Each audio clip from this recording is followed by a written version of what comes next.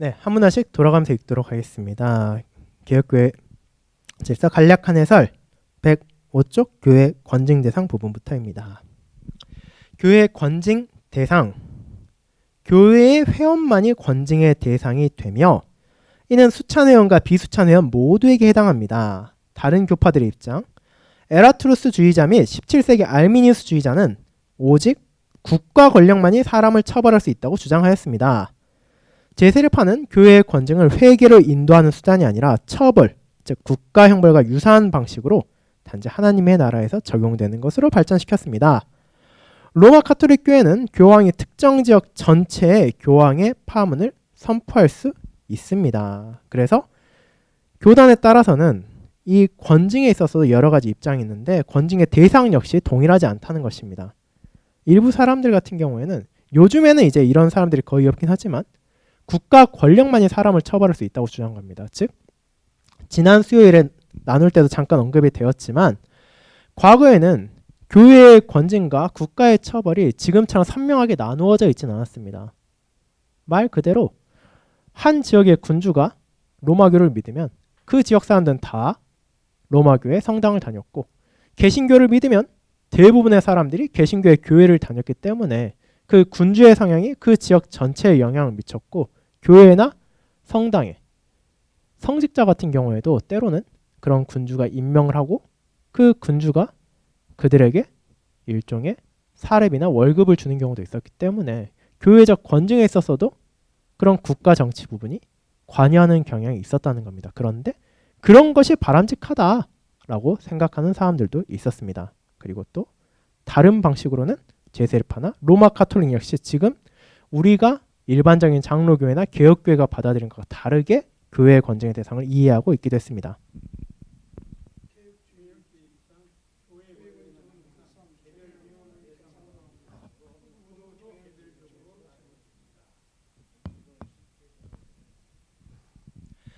부모가 출교당하더라도 그 자녀는 자동으로 출교되지 않으며 자녀를 어떻게 다룰지는 상황에 따라 결정됩니다. 부모가 교회의 돌봄을 거부할 경우 특히 자녀가 어릴 때 교회가 계속 돌보는 것이 어려울 수 있으며 이 문제는 많은 목회적 지혜를 요구합니다. 그래서 이제 앞선 부분에서는 로마 카톨릭 교회는 이제 교황이 특정한 지역 전체에 파문을 선포할 수도 있는데 개혁주의 입장에서는 그렇지 않다. 교회적 권징은 항상 개별 회원을 대상으로 한다. 물론 이제 한 지역에 교회에 속한 많은 이들이 한 번에 문제가 생길 수도 있겠죠. 이제 그런 경우를 하더라도 뭉뚱그려서 집단적으로 하는 게 아니라 언제나 개별 회원을 대상으로 해야 된다. 그렇기 때문에 원칙적으로는 부부도 부모와 자녀도 따로따로 권징에 처해져야 된다. 다만 실제 적용에 있어서는 많은 어려움이 있을 수밖에 없다라고 하는 거죠. 왜냐하면은 부부 같은 경우에는 일반적으로 한 명이 잘못했을 때 다른 한 명이 그것을 절대적으로 반대하거나 따로 떨어지는 경우가 있진 않고 대부분 한쪽으로 이 방향이 되었건 저 방향이 되었건 동조하는 경향이 있기 때문에 그것을 철저하게 나누어서 보기는 어려울 수 있고 특별히 이제 부모와 자녀의 경우 이제 자녀가 이제 어떻게 될지는 사실은 실제로는 더 어려운 부분이 있다고 합니다. 왜냐하면은 부모가 출교당한다 하더라도 여기서 말하는 이제 자녀는 아직 독립하지 않은 어린 자녀들을 가리키는 건데 그 자녀가 교회에 남기를 원할 때 그 자녀들은 부모의 잘못을 몰랐거나 혹은 그런 부모의 잘못에 동조하지 않았을 경우에는 원칙적으로는 당연히 그 자녀들의 권징을 시행하진 않아야 되지만 실제적으로 그 부모가 떠나게 되면은 그 자녀만을 교회에서 돌보기는 많은 어려움이 있다는 것입니다. 그래서 이 부분에 있어서는 이제 당회가 많은 지혜를 모을 필요가 있다라는 것. 그런데 이제 이 부분에 있어 사실 중요한 게 있죠. 일반적으로 한국 교회의 많은 현실을 바라보면은 이제 부모가 권징을 받거나 혹은 부모가 교회를 떠날 때 자녀들 역시 자연히 그냥 같이 나가는 경우가 대부분입니다. 사실 뭐 개혁교회만이 아니라 다른 일반 장로교회도 그런 경향이 강하죠. 그러나 그 자녀가 특별히 그 자녀가 이제 공적 신앙 고백을 마친 이후라면은 그 사람은 자기의 신앙을 고백한 사람입니다. 자기가 한 성도들 앞에서 어떤 믿음을 가졌는지를 고백한 사람이고 또 그 믿음에 따라 살아갈 것을 서약한 사람입니다. 그렇기 때문에 부모가 죄를 범하고 권징을 당하고 심지어 출교를 당했다 하더라도 그 자녀들은 우리 엄마가 우리 아빠가 교회를 떠나니 나도 떠나야겠다 이러는 것이 아니라 정말로 그 믿음의 고백에 따른 판단을 해야 된다는 것입니다. 그리고 그것은 당연히 참된 교회에 속해 있어야 된다는 것이죠. 그것이 우리가 사실은 벨기에 신앙고백서 제27항, 28항을 통해 살펴본 내용이기도 합니다. 자, 그 다음 부분 보도록 하겠습니다.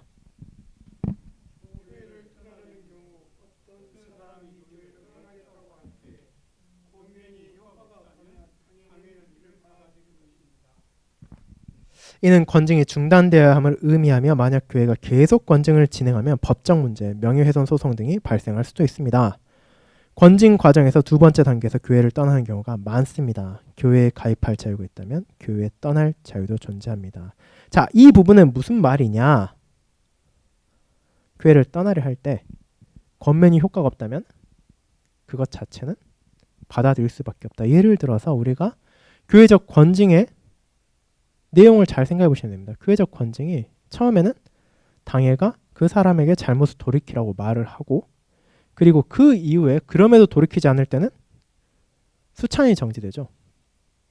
그리고 그 이후에는 출교가 됩니다. 그런데 이것은 그 사람이 정말로 성찬 참회의 중요성을 깨닫고 참된 교회에 속해 있는 것이 중요하다는 것을 알 때는 의미가 있는데 그 사람이 뭐 성찬 참회 안 하고 말지 뭐 교회 안 나오고 말지 이런 생각을 해버리면은 아무리 교회가 열심히 권징을 한다 하더라도 그 사람은 그것을 받아들이지 않을 것입니다. 그리고 나 교회에서 더 이상 안 나온다. 나 권징 당하니 차라리 교회 옮기고 만다. 이런 식으로 생각하고 떠나버리면은 교회가 그 사람 억지로 붙잡을 수는 없다는 겁니다. 다만 여기서 주의할 필요가 있죠. 권징이 시작될 때 일단 교회를 스스로 자의적으로 떠난다는 것 자체가 사실은 권면이 시작되고 더 나아가 권징이 필요한 단계이고 그 사람이 교회를 그 뒤로 나 안 나온다 하고 떠나버리면 그것은 우리가 지난번에 탈퇴에 대해서 봤지만 그것은 그저 그 사람이 아무 잘못 없이 넘어가는 것이 아니라 사실상 교회적 권징의 마지막 부분인 출교가 시행된 것으로 이해해야 된다는 겁니다. 그리고 그렇게 출교가 시행되었으면 어떻게 되느냐? 그 사람이 다른 교회에 아무렇게나 갈 수 있는 것이 아니라 출교해서 다시 회복되는 과정을 거쳐야겠죠. 그런 부분을 고려할 필요가 있습니다. 그래서 교회에 가입할 자유, 그다음 교회를 떠날 자유도 존재합니다라는 것은 결국은 우리가 억지로 어떤 사람을 붙잡고 당신 교회 못 나간다라고 할 수는 없다는 겁니다. 다만 우리가 벨기에 신앙고백 3개 고백하듯이 사람이 참된 교회에서 분리할 권리는 없습니다. 결국 그 사람은 그런 분리를 통해 자신의 어리석음과 자신의 완악함을 드러내는 것이죠. 그렇기 때문에 그 사람이 다시 교회로 돌아올 수 있도록 그 사람이 다시 바르게 교회의 관계를 회복할 수 있도록 우리는 기도하고 또 권해야 될 필요가 있다는 겁니다. 네, 그 다음 세례받은 회원의 권징에 대한 부분 읽어보도록 하겠습니다.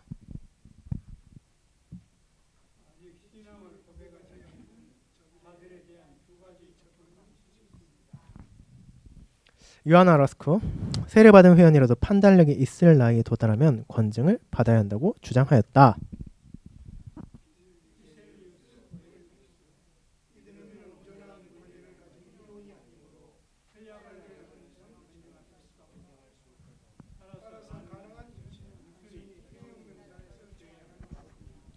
(1896년) 루트거스와 바빙크의 보고서는 보에티우스의 입장을 따랐습니다. 얀센과 반델렌 몬스마도 같은 접근 방식을 취하였습니다.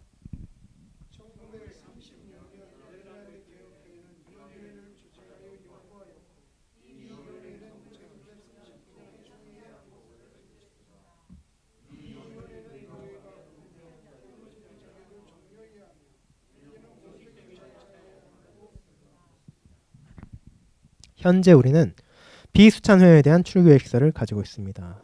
교회 회중은 권명 과정에 참여해야 합니다. 만약 비수찬 회원이 돌아온다면 다시 세례를 받을 필요는 없으나 신앙을 고백해야 합니다. 공개적인 죄가 개입된 경우에는 반드시 권징을 적용해야 합니다. 신앙을 고백하기 전이라도 언약의 의무가 존재합니다. 젊은 사람들에게는 부모를 개입시키는 것이 도움이 될 수도 있고 반대로 방해가 될 수도 있습니다. 세례받은 비성찬 회원에 대한 출교 시점을 정하는 것은 어렵습니다. 전통적으로 25세 이전에는 출교, 즉 공식적인 권징을 적용하지 않는 것이 일반적입니다. 대신 격려와 권면을 지속하며 관계를 유지해야 합니다. 그러나 심각한 죄악된 삶을 보일 경우 25세 이전에도 권징을 적용할 수 있습니다. 그래서 이제 비수찬 회원 같은 경우, 이제 비수찬 회원이면 결국 누구냐? 세례를 받은 자녀이지만 그 자녀가 아직 공적 신앙 고백을 하지 않은 경우를 말한 겁니다. 그렇기 때문에 일반적으로 여기에서는 이제 최대 한 25세 정도까지 보았지만 대략적으로는 오늘날 기준 20세 전후까지가 되겠죠. 이제 어릴 때 세례를 받았는데 세례를 받은 자녀들이 모두 그 안에 신실하게 자라가느냐 하면 안타깝게도 그렇지 않다는 현실을 우리는 알게 되죠. 때로는 어린 시절에 완악함을 보이는 경우도 있고 또 많은 경우에는 이제 대학교를 가거나 혹은 직장을 가지게 된 후에 또 그런 모습을 보일 때도 있습니다. 이제 그러면은 이제 이 사람이 수찬 회원이 아직 아닐 때는 어떻게 해야 되는가, 권징을 할 수 있는가 없는가 라고 할 때 권징이 필요하긴 하다. 다만 그것이 수찬 회원과 동일한 방식으로 적용되지는 않는다. 그럼에도 그들이 계속해서 죄를 고집한다면 그들 역시 일종의 출교를 할 수 있다. 제명을 할 수 있다. 그리고 그들이 돌아올 경우에는 이제 세례를 받을 필요는 없지만 신앙을 고백해야 된다. 왜냐하면 그 사람들이 공적 신앙 고백하기 전인 경우이기 때문에 그렇죠. 그 사람이 정말로 그 청년 돌아오게 된다면 그 믿음의 모습을 나타내고 그 후에 신앙을 고백해야 된다. 그리고 이제 심각한 정말 죄를 저질렀을 경우에는 25세 이전이라 하더라도 권징을 적용할 수도 있다.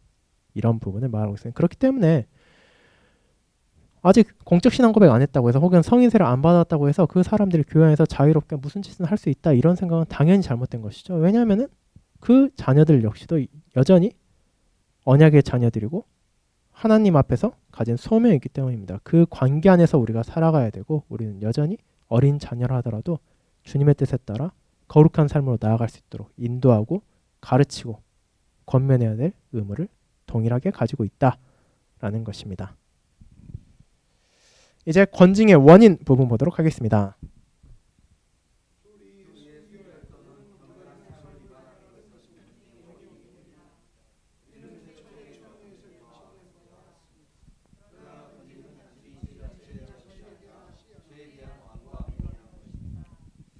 마태복음 18장의 원칙을 따라야 합니다. 참고구절 교리입니다. 32주일 마태복음 7장 갈라디아서 1장 8절 로마서 16장 17절 사도행전 5장 1에서 11절 고린도서 5장 1절 등이 있습니다. 또한 신약성경에서 거짓 선지자들에 대한 경고를 고려해야 합니다. 모든 죄가 권징의 대상이 되는 것은 아닙니다.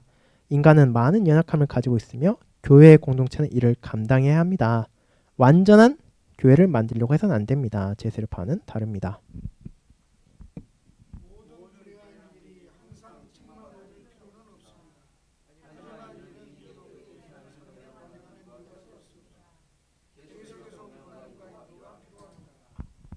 베드로는 4장 8절 사랑은 허다한 죄를 덮느니라. 그러나 죄가 사람을 사로잡아 그를 완고하게 만들거나 죄를 인정하지 않게 하거나 다른 사람을 잘못된 길로 인도하는 경우에는 반드시 공식적인 권징으로 다루어야 합니다. 자, 그래서 우리가 모든 죄에 대해서 권징을 하느냐? 여기서는 좀 조심할 필요가 있다라는 거죠. 권징이 단순한 죄 자체에 대한 것이 아니라 그 죄에 대한 완고함에 대한 것이라는 부분을 생각할 필요가 있습니다. 그렇기 때문에 당연히 원칙적으로 보면은 모든 죄에 대해서 우리는 권징이 시행돼야 되죠. 그 권징의 과정을 잘 생각해 봐야 됩니다. 그 권징이 상호 권징과 교회적 권징만 있는 게 아니라 사실은 자기 권징 과정이 있죠. 자기가 잘못했을 때 가장 먼저 일반적으로 자기가 죄를 깨닫게 되면 자기가 잘못했다는 것을 알게 되는 거죠. 예를 들어 사람의 경우에는 뭐 직업에 따라서 뭐 위험한 경우가 있죠. 뭐 요리사라거나 아니면은 건축 현장에서 일을 한다거나 그럴 때는 누군가 한 명이 잘못하면 뭐 크게 다칠 수도 있고 뭐 심하면 생명을 잃는 경우도 있습니다. 이제 그런 경우에 이러한 사람들이 순간적으로 상대방의 뭐 잘못에 욱해가지고 입에서 안 좋은 말을 할 때도 있죠. 그러면 안 되지만 이제 그런 경우에 그러면 그런 경우에도 권징 단계를 다 거쳐야 되냐? 교회가 권징을 해야 되냐? 그렇지는 않다는 거죠. 그런 경우에는 자기가 잘못했다는 깨닫고 스스로 돌이키고 스스로 회개하면 그것으로 된 것입니다. 다만 그런 죄가 계속해서 반복되지 않도록 우리는 노력해야 되고 또 그 죄 자체를 너무 익숙해져서 이 정도는 괜찮지. 내가 이런 일 하는데 이런 욕하는 거야. 이런 행동하는 거야. 아무 문제 없다라고 생각하는 것은 사실은 권징의 대상이 될 수 있는 것입니다. 그렇기 때문에 죄에 대한 완고함을 우리는 그 사람이 붙잡지 못하게 해야 된다. 그리고 이제 모든 불행한 일 항상 책망받을 필요는 없지만 동시에 비기독교적인 삶을 변명한 이유는 될 수 없다. 내가 잘못했을 때 그것은 사실 이건 이래서 이랬고요. 이건 저래서 이랬습니다. 라는 식으로 변명하는 게 아니라 그 권면을 진지하게 받아들이고 제가 잘못했습니다. 제가 다시는 그렇게 하지 않도록 정말 기도하고 노력하겠습니다. 그리고 물론 우리가 그 오래된 습관을 오래된 죄악을 한 번에 끊을 수 없다 하더라도 계속해서 그것을 끊기 위해 노력하고 주님의 은혜를 구하는 것을 멈추지 말아야 하는 거죠. 그런데 이제 마지막에 나온 것처럼 그 죄를 너무 당연하게 여기고 그게 그냥 내 삶의 일부인 것처럼 받아들이거나 혹은 죄를 인정하지 않거나 다른 사람들을 잘못된 길로 인도하는 경우에는 공식적인 권징으로 다뤄야 한다. 그리고 이제 뒷부분에 나오는데 사실은 그럼 모든 경우에 그러냐? 이제 공적인 죄 같은 경우에 조금 다른 면도 있다는 것을 우리가 잠시 후에 또 보도록 하겠습니다. 그럼 마태복음 18장 15절에서 17절의 원리 부분 보도록 하겠습니다.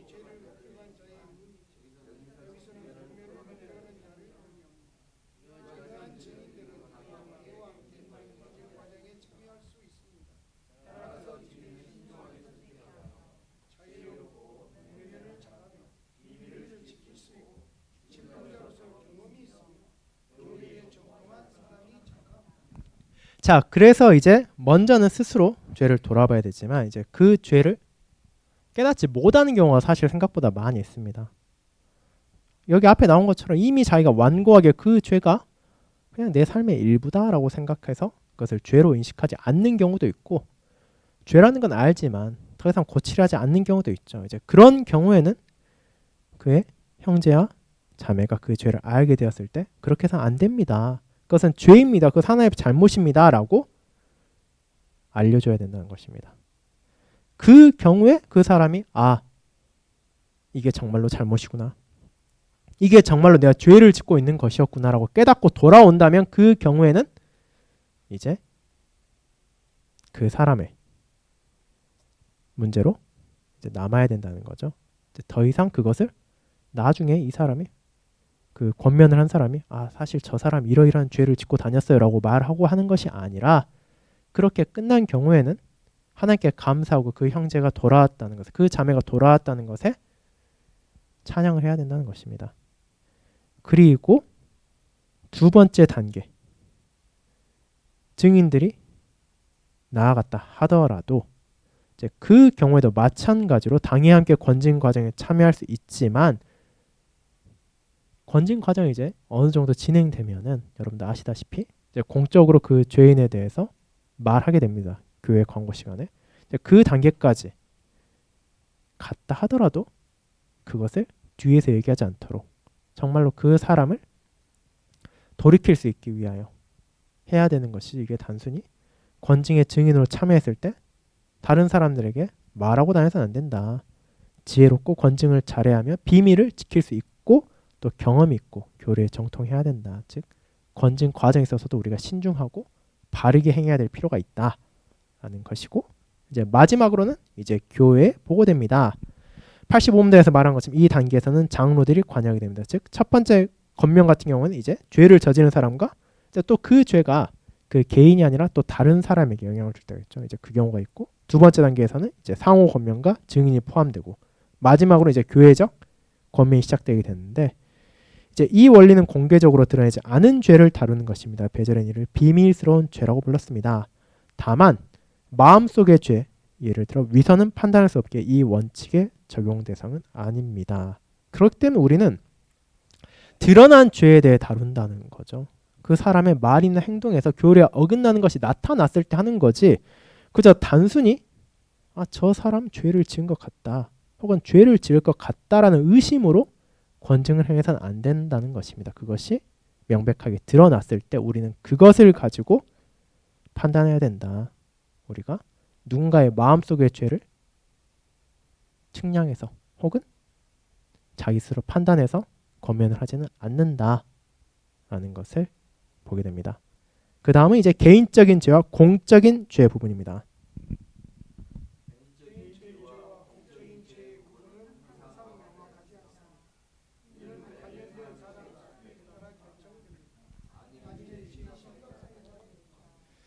도르트총회 1578년도에서는 7계명에 대한 죄는 본질적으로 공개적인 죄이며 6계명과 8계명은 국가 권력이 개입할 경우 공적인 죄라고 보았습니다.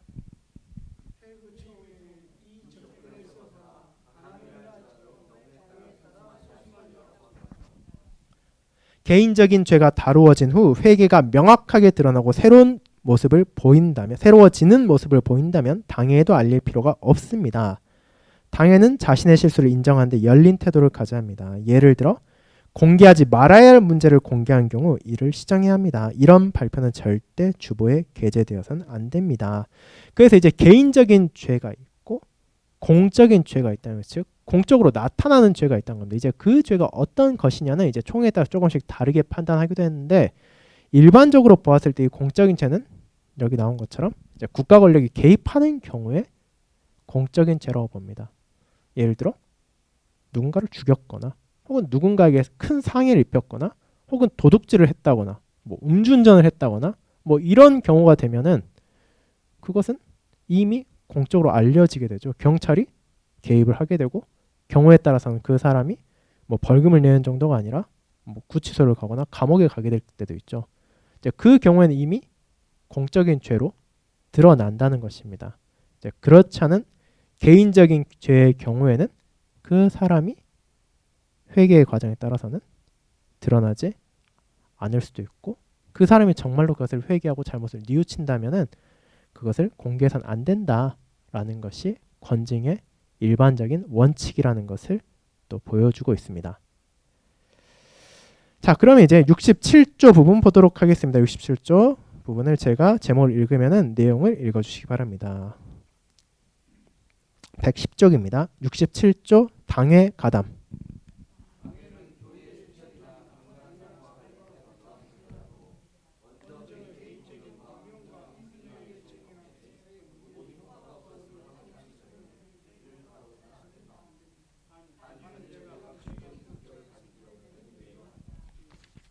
자, 그래서 이제 앞선 내용과 관련이 있죠. 이제 공적인 성격을 가진 경우에는 예외적으로 당회가 바로 들어갈 수 있다는 겁니다. 다만 이제 그렇지 않은 경우에는 일반적인 개인적인 죄 같은 경우에는 개인적인 권면이 있고 또 한두 명의 증인의 권면이 효과가 없음을 확인한 후에 교회가 개입하는 것이지 그 순서를 무시해서는 안 된다. 다만 공적인 성격을 가졌을 경우 이미 그 사람이 드러났기 때문에 공개적으로 당회가 즉각적으로 개입해서 그 사람을 권징할 필요가 있다라는 겁니다. 그래서 이 내용 보도록 합시다. 마태복음 18장의 원칙이 먼저 적용되어야 합니다. 죄를 알고 있는 사람이 직접 가서 권면해야 하며 이는 당회나 목사의 역할이 아닙니다. 그렇다고 교회가 비밀 경찰처럼 행동해서는 안 되지만 우리는 서로를 돌봐야 합니다. 교회의 권징은 공적인 죄 또는 마태복음 18장의 절차를 거친 후에도 해결되지 않은 개인적인 죄에서 시작됩니다. 자, 그런데 여기서 주의할 점이 있죠. 죄를 알게 된 사람, 첫 번째로 알게 된 사람이 목사일 수도 있고 장로일 수도 있고 집사일 수도 있습니다. 그런 경우에는 당연히 그 사람이 먼저 개입을 하는 게 맞죠. 다만 그렇지 않은 경우에는 일반적으로 이 권징의 순서에 따라서 죄를 알게 된 사람이 먼저 권면하고 그 다음에 상호 권징을 하고 증인들과 함께 권징을 하고 그 이후에 교회가 권징 절차에 참여해야 된다.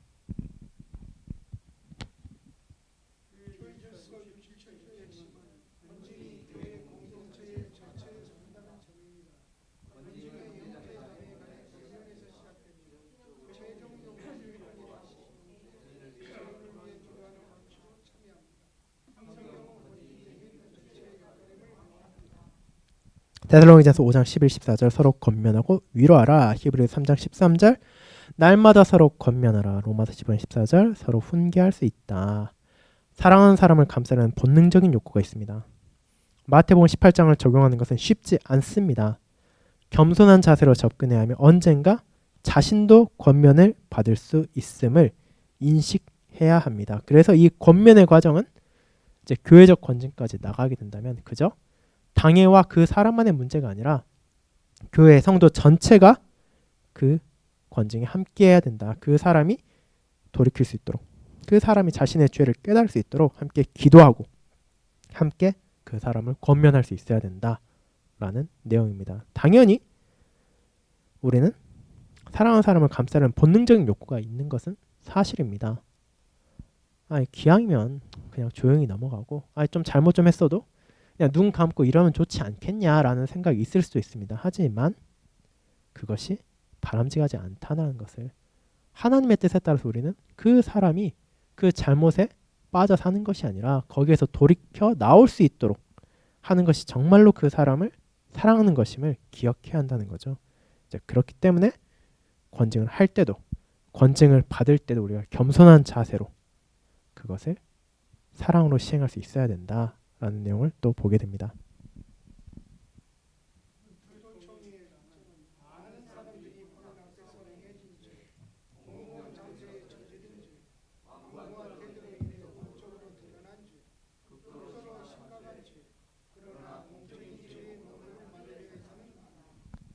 당회에 보고된 후에도 보고한 교회는 계속해서 과정에 참여해야 합니다. 시간이 지나면서 죄인이 직분자들에게 적대적이 될 수 있으므로 교회에 도움이 필요할 때가 있습니다. 당회는 죄인의 친구들에게 그를 권면하도록 요청할 수 있습니다. 또는 목사나 장로의 연락을 받을 수 있도록 도와줄 수도 있습니다.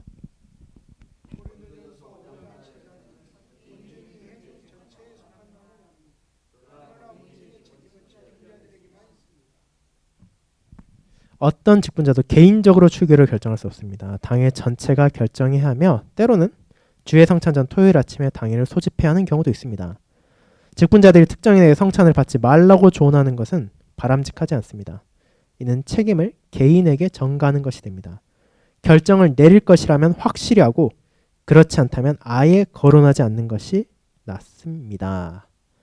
그래서 이 권징에 있어서 어떤 식으로 해야 되느냐, 이제 공적인 죄가 있다는 것은 사실이지만 또 공적인 죄의 목록을 만들어서 이런 죄들만 공적인 죄다라고 하는 것은 바람직하지 않다라는 것이고, 또 당연히 권징이 진행되다 보면은 이제 그 권징에 참여하는 직분자들에게 적대적이 될 수 있습니다. 왜 내가 이런 권징을 당해? 왜 나를 괴롭히냐? 왜 나를 이렇게 죄인처럼 취급하냐고 반발하는 경우도 사실 적지 않다라는 거죠. 그럼에도 불구하고 그 사람이 죄를 깨달을 수 있도록 우리는 노력해야 되고, 또 이 권징에 있어서도 심지어 출교까지도 그저 한 개인이 나 저 사람 출교시켜야겠다라고 하는 것이 아니라 언제나 당회가 함께 논의하고 함께 결정해야 된다라는 내용을 여기서 다 나타내고 있습니다. 보고 절차 및 당회의 역할입니다. 이상적으로는 교인들이 직접 당회 회의에 참석하여 보고하거나 장로와 상담하는 것이 가장 바람직합니다. 편지를 보내는 것도 가능하지만 되도록 피하는 것이 좋습니다. 익명으로 보낸 편지는 즉시 폐기해야 합니다. 그래서 이제 아까 말한 것처럼 권징이 시행될 때 이제 먼저 한 명이 하고 그 다음에 다른 증인과 하고 그 다음에 이제 교회적 권징이 시작되죠. 그런데 그럼 그 교회적 권징이 시작되기 전에 어떻게 그것을 보고할 것인가에 대한 것입니다. 이상적으로는 당회에 요청을 해서 그 사람이 당회 앞에서 이런 형제 혹은 이런 자매가 지금 어떤 죄를 지었고 거기에 대해서 권면했지만 돌이키지 않고 있습니다. 다른 증인들과 함께 했지만 그럼에도 죄를 고집하고 있습니다. 라고 말해서 교회적 건증이 시작되도록 하는 것이 가장 바람직한데, 편지를 보내는 것은 가능은 하지만 되도록은 피하는 것이 좋다. 그리고 그 편지를 보낼 때는 언제나 그 사람의 실명을 써야 됩니다. 보낸 사람의 실명을 써야 된다는 거죠. 익명으로 투서를 보내는 것이 아니라 교회 회원인 누구이고 어떤 사람이 이러이러한 죄를 거쳤고 이런 건징의 과정이 있었으며 돌이키지 않았다라고 분명하게 나타내야 된다. 익명으로 보낸 편지는 폐기해야 한다라고 나오고 있습니다.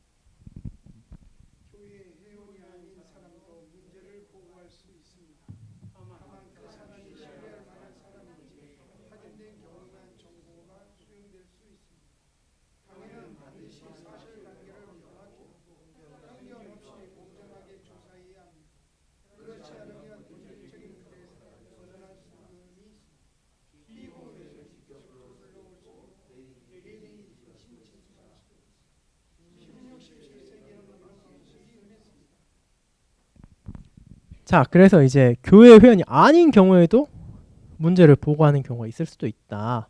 과거에는 이런 일이 흔했다라는 거죠. 오늘날에도 불가능한 일은 아닌데, 예를 들어 어떤 사람이 뭐 우리 교회에 다니는 어떤 형제나 어떤 자매가 죄를 짓는다고 알았을 때 그쪽 교회, 예를 들어 뭐 목사나 혹은 뭐 그쪽 교회 쪽으로 뭐 여러 방식을 통해서 뭐 편지를 넣을 수도 있고 아니면 뭐 전화를 할 수도 있고 해가지고 당신 교회 다니는 누가 이러이러한 죄를 짓고 있다라고 말을 할 수도 있겠죠. 그런 경우도 있을 수 있다. 다만 그 경우에는 그게 그냥 단순한 중상모략이 아닌지, 이 사람은 그냥 단순히 뒷담하는 게 아닌지를 구분하기 위해서 확실하게 사실관계를 알아야 된다. 이제 그리고 그것이 정말로 사실이라면 이제 권징을 당연히 시행할 수 있어야겠죠. 다만 그 경우에는 언제나 주의해야 된다라는 것을 보여줍니다. 당에는 공정한 판단을 목표로 하고 있다는 것을 분명히 보여야 합니다. 세속 법정의 기준보다 낮아서는 안 됩니다. 오해를 해소하고 진정한 화해를 이루도록 노력해야 합니다. 증거가 부족하면 어떤 문제는 그냥 놔둬야 할 수도 있습니다. 시간이 지나면서 진실이 드러나는 경우가 많습니다. 그래서 세상 법정보다 더 철저하게 할 수 있도록, 즉 그냥 단순히 억측이나 단순한 한 사람의 생각만 하는 것이 아니라 정말로 오해를 해소하고 그리고 화해를 이루는 방향으로 나아갈 수 있도록 노력해야 된다라는 거죠.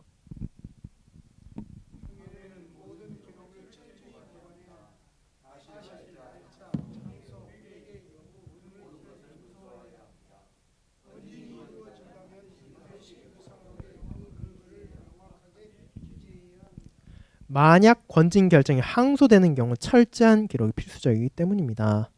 가족 간의 오래된 분쟁은 당회가 개입하기 어려운 경우가 많습니다. 20년 전의 일을 정확히 알 수 없으며 당사자들이 회개하지 않는 한 당회가 개입해도 아무런 변화가 없을 가능성이 큽니다. 자, 그래서 왜 이렇게 철저하게 기록을 해야 되냐? 이 권징에서 항소하는 경우도 있을 수 있다는 겁니다. 그러니까 교회에서 권징을 받았는데 그 사람이 그것보다 이제 광해로, 즉 지역회로 내가 억울하게 권징을 당했다라고 항소할 수도 있다는 거죠. 그 경우에는 이 당회는 그렇지 않습니다. 지금 이 날짜에 이 사람이 이러이러한 행동을 했고 교회는 이런 판단을 거쳐서 이렇게 권징을 내렸습니다라고 그것을 제시할 수 있어야 된다라는 겁니다. 다만 이제 가족 간의 분쟁 같은 경우에는 또 당회가 개입하기 어려운 경우도 있고 또 그 사람들이 회개하지 않는 한 또 아무런 변화도 없을 수도 있다. 그래서 이 권징이 당연히 이런 권징을 통해서 그 사람이 죄를 깨닫고 돌이키기를 바라지만 또 그렇게 되지 않는 경우도 안타깝게도 많다는 것을 우리가 기억할 필요가 있습니다. 빌린가의 조언입니다. 주님, 제가 잠들어 있는 동안 이 교회를 돌보아 주십시오. 앞으로 몇 년 동안 맡아 주십시오. 라고 하고 장로들에게는 사람들이 당신을 듣는 것이 아니라 예수 그리스도를 들어야 합니다. 당신의 임무는 단지 복음을 전하는 것입니다. 라고 하고 있습니다. 그래서 이제 이 권징 부분, 이 다음 주에도 또 이 권징 부분 이제 출교 부분을 다루게 될 텐데, 이제 출교 부분까지 하면은 우리가 하는 이 개혁교회에서 간략한 해설은 이제 끝납니다. 개혁교회에서 간략한 해설은 이제 교회에서 전체를 하는 게 아니라 이제 몇 부분을 발췌한 거기 때문에 이제 다음 주까지 하면 이것은 끝나게 되는데 이 출교까지도 실제로 보면은 이 교회 질서에서 왜 이렇게 권징 부분이 많이 나오느냐, 권징 부분이 왜 이렇게 기냐, 거의 한 3분의 1에 가까운 내용 혹은 4분의 1에 가까운 내용 권징에 대한 부분만 쭉 나오는데 그 부분이 그만큼 교회 안에서 중요한 내용이고 또 신중하고 또 바른 절차에 따라 다루어져야 되는 것이기 때문에 그렇습니다. 그렇기 때문에 이 내용을 또 우리가 잘 기억하고 또 앞서 나온 것처럼 사실은 우리가 언제라도 권징을 하는 대상이 될 수도 있고 권징을 받는 대상이 될 수도 있습니다. 이제 그런 경우가 될 때 우리가 자신을 겸손히 낮추고 정말로 주님의 뜻에 따라서 사랑으로 권징을 하고 또 사랑으로 또 권징을 받을 수 있도록 기도해야 하겠습니다. 네, 그럼 여기까지 하고 오늘 모임 마치도록 하겠습니다. 다 함께 주님께서 가르쳐 주신 기도 드리고 오늘 모임 마치겠습니다. 주기도문 드리겠습니다.